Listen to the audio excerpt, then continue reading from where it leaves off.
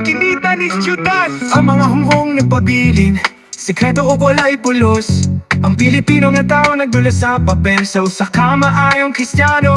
Apaluyo sa maskara, kitagoan niya ang iyang agianan. Kipaambit na katawa, mga saad sa hangin. Apan siya may palayo, nadani sa misteryo. O Diyos, sulti ako, kaniningin sayaw. Kung ang gugma mawala tungod sa kabugat sa mga kalapasan. Ang nagpitig nga kasing-kasing, nalulos sa kawalay pagtagad. Wala ba kini makakita nga kinigiga po sa iyang mga papati. Filipina, hila-kilalong sa bulan. Daghan kaayong mga sad nga nangabali. Daghan kaayong kaalautan. Ang gugma nga atong gipakaaraw ni noon. Nabulit sa kasakit kung ang mga kasing-kasing mawala. Kung ang kalipay mausap, salamin sa kamot. Nagawit sa iyang pagtuo, apan ang pagkasaling kapaw. Nagsayaw sa kitlap sa tubig, nagtagpo ang mga mata. Usa kahigayon sa pagluip, nakakasing-kasing nga nagdilaap. Isunog sa ilusyon, pababa, pababa. Ang gugma mawala sa kagabiyon, pababa, pababa. Isulat ang imong ngalan sa kalimot. Usa ka Pilipino nga nagampo, ang iyang kasing-kasing nakitupat. Naghulang-hula sa kapatid siya sa tuong ayuda. Balihan pa niya ang iyang mga sayo. Sa pagkakaroon, itulo ang iyang mga luha.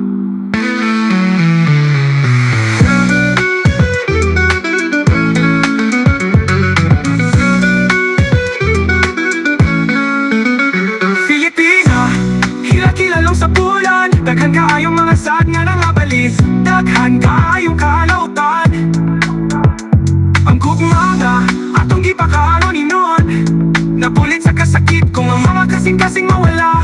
Kung ang kalipay mausap, o anino sa imong limbong. Naglupad-lupad ibabaw sa atong lumalapay nga mga kinabuhi. Kahibalo ka na ba sa pagliso sa Yahweh, sa pag-abli sa pultahan, sa tinuod nga gugma? Sa palo nga ang suga, biyai ang ilusyon. Ang dalang taas sa panpangitaa ang hinungdan.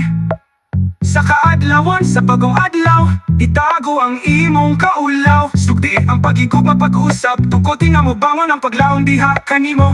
O nga uwarin,